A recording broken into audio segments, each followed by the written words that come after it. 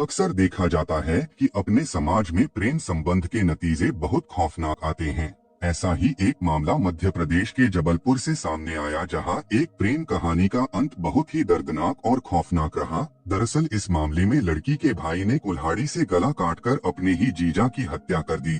इतना ही नहीं, अपने जीजा की हत्या करने के बाद लड़की के भाई ने जीजा के कटे हुए सर को बोरे में भरकर बाइक से 7 किलोमीटर दूर पुलिस स्टेशन पहुंचा और आत्मसमर्पण कर दिया। इस घटना के तुरंत बाद लड़की ने भी आत्महत्या कर ली। आइए जानते हैं इस हादसे की पूरी कहानी। नमस्कार दोस्तों, अगर आप चैनल पर नए हैं या अभी तक आपने इस चैनल को सब्सक्राइब नहीं किया है तो सब्सक्राइब कर लीजिए, बेल आइकन दबा दीजिए ताकि मेरे हर वीडियो का नोटिफिकेशन आपको मिलता रहे। तो चलिए आज की कहानी शुरू करते हैं। मध्य प्रदेश की संस्कारधानी कहे जाने वाले जबलपुर शहर से लगा हुआ एक देहाती इलाका है तिलवारा। नर्मदा नदी की गोद में बसे तिलवारा के बर्मन मोहल्ले में सुरेंद्र कश्यप का परिवार रहता था। उनके परिवार में पत्नी के अलावा 3 बेटियां व एक बेटा विजेत कश्यप था। 38 साल का विजेत पढ़ाई लिखाई पूरी करने के बाद कोई काम धंधा करने के बजाय फालतू इधर उधर घूमता रहता था। इस बात को लेकर उसके पिता उसे समझाते रहते कि कुछ काम धंधा देख ले, इधर उधर आवारागर्दी करता रहता है। मगर विजेत पर पिता की नसीहतों का कोई असर नहीं पड़ता था। वह दिन भर दोस्तों के साथ मटर गश्ती करता और देर रात घर लौटता था।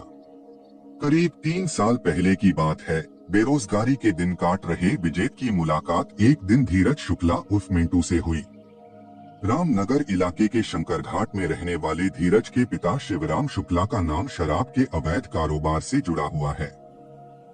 पिता के इस गोरख धंधे में धीरज भी बराबर का साथ दे रहा था। शिवराम के परिवार में उसकी पत्नी, 35 साल का बड़ा बेटा धीरज उर्फ मिंटू, 30 साल का छोटा लड़का लवकेश और 19 साल की बेटी पूजा शुक्ला थी। विजेत और धीरज के रहवासी इलाकों में कोई खास फासला नहीं था, इस वजह से उनकी मुलाकात आए दिन होती रहती थी। विजेत धीरज की लाइफस्टाइल देखकर काफी प्रभावित था। जब विजेत और धीरज में पक्की दोस्ती हो गई तो धीरज ने विजेत को भी अवैध शराब बेचने के धंधे में शामिल कर लिया। धीरज ने जब विजेत को बताया कि इस कारोबार में खूब पैसा है तो विजेत धीरज के साथ मिलकर जबलपुर के कई इलाकों में शराब की सप्लाई करने लगा।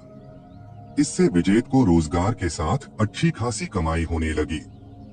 विजेत के पास पैसा आते ही उसका रहन सहन भी बदल गया। विजेत और धीरज का एक दूसरे के घर आना जाना शुरू हो गया।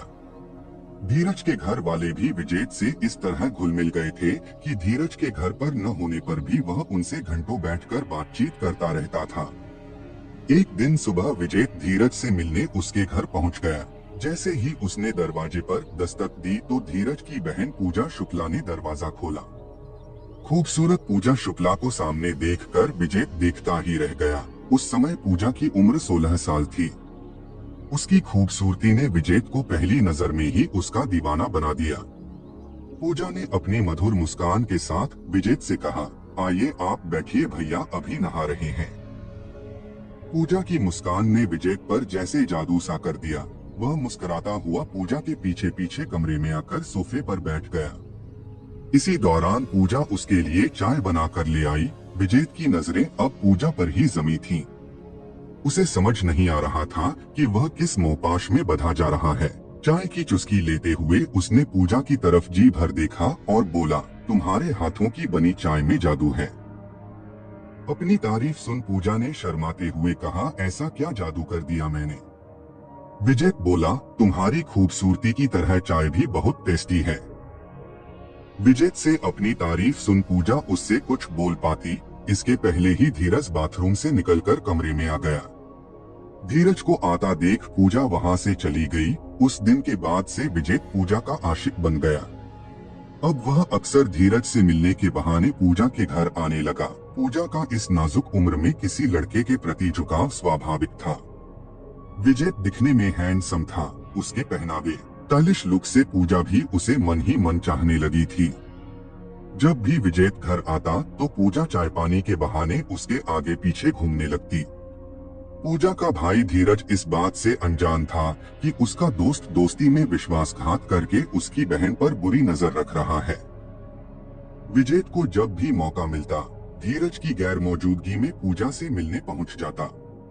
पूजा के मम्मी पापा धीरज का दोस्त होने के नाते उसे भी अपने बेटे की तरह समझते थे। उन्हें इस बात का जरा भी इल्म नहीं था कि धीरज से भी उम्र में बड़ा उसका दोस्त उनकी मासूम बेटी को प्यार के जाल में फंसा रहा है।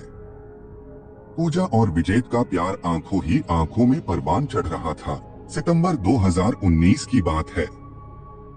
पूजा के मम्मी पापा और छोटा भाई लवकेश किसी काम से अपने रिश्तेदार के यहाँ गए हुए थे। विजेत को पता था कि पूजा का भाई धीरज काम के सिलसिले में एक पार्टी से मिलने शहर से बाहर गया है। मौका देखकर वह पूजा के घर पहुंच गया। फिर वह उसे अपनी बाइक पर बैठाकर शहर घुमाने ले गया। शहर में घूमने के बाद दोनों ने एक पार्क में बैठकर जी भर कर बातें की। प्यार भरी बातें करते हुए विजेत ने पूजा को अपनी बाहों में भर लिया। जवानी की दहलीज पर कदम रख रही पूजा को पहली बार किसी युवक के साथ इतने नजदीक आने का मौका मिला था। इश्क मोहब्बत की इस फिसलन भरी राह पर वह अपने आप को संभाल न सकी। पार्क में झाड़ियों की ओट में उस दिन पहली बार दोनों ने प्यार के समंदर की अथाह गहराई में गोता लगाया। विजेत ने पूजा को किस करते हुए कहा, पूजा मैं तुम्हें दिलोजान से चाहता हूँ और तुमसे ही शादी करना चाहता हूँ। मगर विजेत ये काम इतना आसान नहीं है। हम दोनों अलग अलग जाति के हैं, इसलिए दुनिया हमारे प्यार की दुश्मन बन जाएगी। समाज और परिवार हमारी शादी की इजाजत नहीं देगा। पूजा के माथे पर चिंता की लकीरें उभर आईं।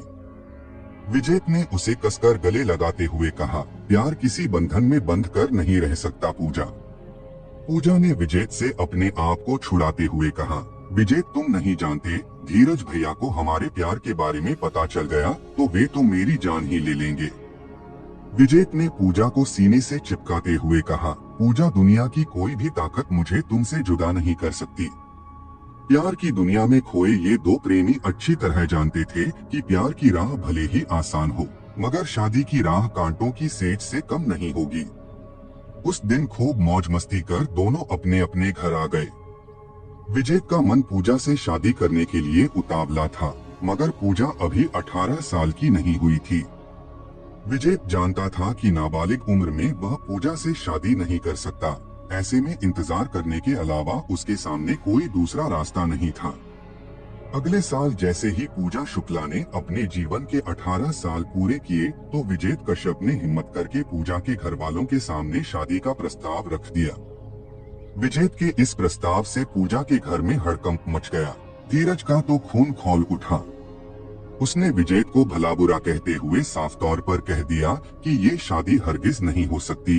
गांव देहात के इलाकों में आज भी दूसरी जाति में शादी करना सामाजिक परंपराओं का उल्लंघन माना जाता है। समाज में बदनामी का डर भी था। उस दिन के बाद से विजेत की धीरज के घर आने पर पाबंदी लगा दी गई और घर वाले पूजा पर सख्त नजर रखने लगे। पूजा और विजेत के प्यार पर जब पहरा लगा तो दोनों बेचैन हो उठे। कभी कभार मोबाइल पर छिप छिप कर बातचीत करके वह अपने मन की तसल्ली कर लेते। उन्हें एक दूजे के बगैर रहना नागवार लगने लगा तो आखिरकार काफी सोच विचार करने के बाद दोनों ने निर्णय कर लिया कि प्रेम के पंछी किसी पिंजरे में कैद होकर ज्यादा दिन नहीं रहेंगे। दिसंबर 2020 में सर्दियों की एक रात विजेत अपनी प्रेमिका पूजा को घर से भगा ले गया। दूसरे दिन सुबह देर तक जब पूजा अपने कमरे से बाहर नहीं निकली तो उसकी मां ने अंदर जाकर देखा, पूजा अपने बिस्तर पर नहीं थी। पूरे दिन पूजा का भाई धीरज और उसके पिता उसकी तलाश करते रहे। जब उन्हें पूजा की कोई खोज खबर नहीं मिली तो थक हार कर उन्होंने तिलवारा थाने में पूजा के गायब होने की रिपोर्ट दर्ज करा दिया। पुलिस रिपोर्ट में घर वालों ने यह अंदेशा भी व्यक्त किया कि विजेत पूजा को बहला फुसला कर ले गया है। पूजा के विजेत के साथ भागने की खबर पूरे मोहल्ले में फैल गई तो उसके परिवार की बदनामी होने लगी। मोहल्ले के लोग चटखारे लेकर पूजा और विजेत के प्रेम प्रसंग की चर्चा करने लगे। सबसे ज्यादा जिल्लत का सामना पूजा के भाई धीरज को करना पड़ा। बदनामी के डर से उसका घर से निकलना दूभर हो गया। उधर घर से भागकर विजेत और पूजा ने जबलपुर के मातेश्वरी मंदिर में जाकर शादी कर ली। विजेत ने जीवन भर पूजा का साथ निभाने का वादा किया। इसके बाद दोनों हनीमून के लिए दिल्ली चले गए। कुछ दिनों तक दिल्ली और आसपास के इलाकों में मौज मस्ती करने के बाद जबलपुर आकर विजेत पूजा के साथ गढ़ा के गंगा नगर में अपने चाचा के मकान में रहने लगा। कुछ दिन प्यार मोहब्बत का नशा दोनों पर छाया रहा, लेकिन समय गुजरते उनके सामने आर्थिक तंगी के डैने फैल गए।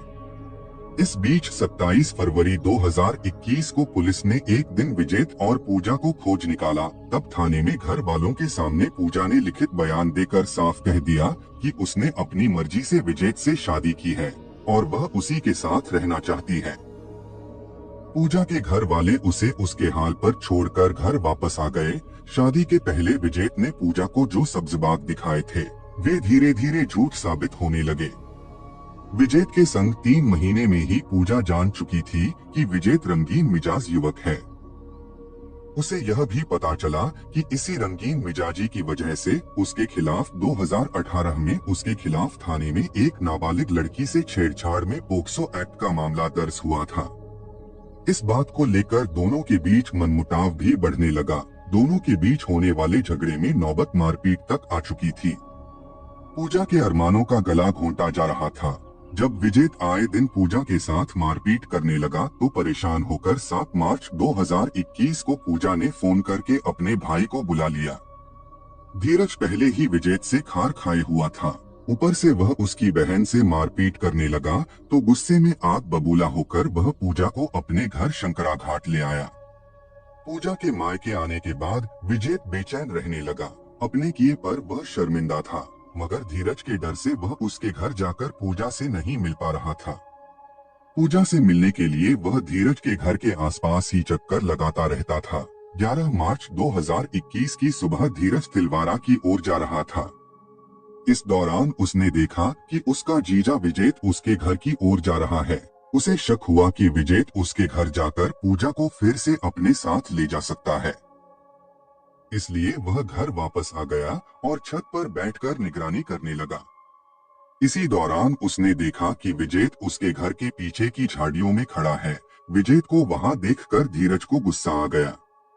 उसने घर से धारदार हंसिया उठाया और विजेत के पीछे दौड़ा। धीरज को देखकर विजेत भागने लगा। विजेत बमुश्किल 500 मीटर ही भाग पाया होगा कि खेतों के बीच मेड़ पर बेरी की झाड़ी के पास गिर गया। विजेत के जमीन पर गिरते ही धीरज ने उस पर हंसिया से ताबड़तोड़ 15-16 वार कर दिए। कुछ देर तक विजेत छटपटाता रहा। धीरज के सिर पर खून सवार था। उसने हंसिया से विजेत कश्यप की गर्दन धड़ से अलग कर दी। इतने पर भी जब उसका गुस्सा शांत नहीं हुआ तो उसने विजेत के हाथ का एक पंजा काट दिया।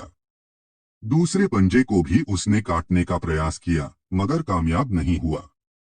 इसके बाद विजेत के कटे सिर को लेकर वह अपने घर आया।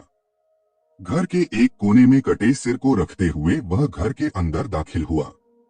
उसने अपनी बहन पूजा के पैर छूते हुए कहा, बहन मुझे माफ कर देना, विजेत तुझे भगा कर ले गया था। उस अपमान को तो मैं बर्दाश्त कर गया, मगर कोई मेरी लाडली बहन के साथ मारपीट करे, यह बर्दाश्त नहीं कर सकता।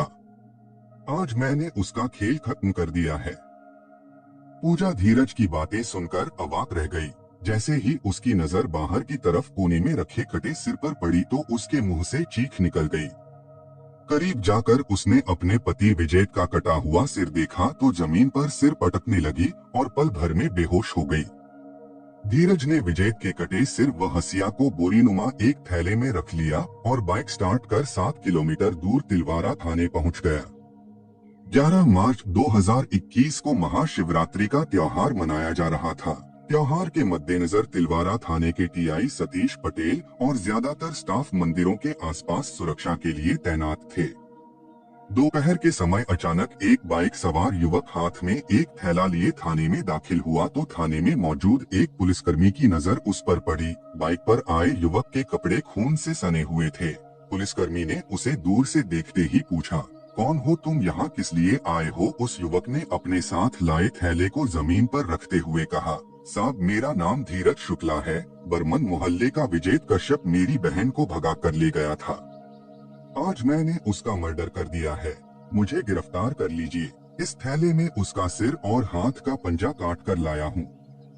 युवक की बात सुनकर थाने में मौजूद पुलिसकर्मी सकते में आ गए। उन्होंने देखा कि थैले में से खून की बूंदें टपक रही थीं। धीरज के हाथ से थैला लेते हुए जब पुलिसकर्मी ने देखा तो वह सकपका गया। तत्काल घटना की सूचना वरिष्ठ पुलिस अधिकारियों को दी गई। टीआई सतीश पटेल को जैसे ही मामले की खबर मिली, वह तत्काल थाने आ गए। थाने में जब धीरज से पूछताछ की गई तो धीरज ने बताया कि विजेत ने दोस्ती में विश्वासघात करके मेरी बहन को बहला फुसलाकर शादी की थी। इस अपमान का बदला लेने के लिए मैंने उसकी हत्या कर दी।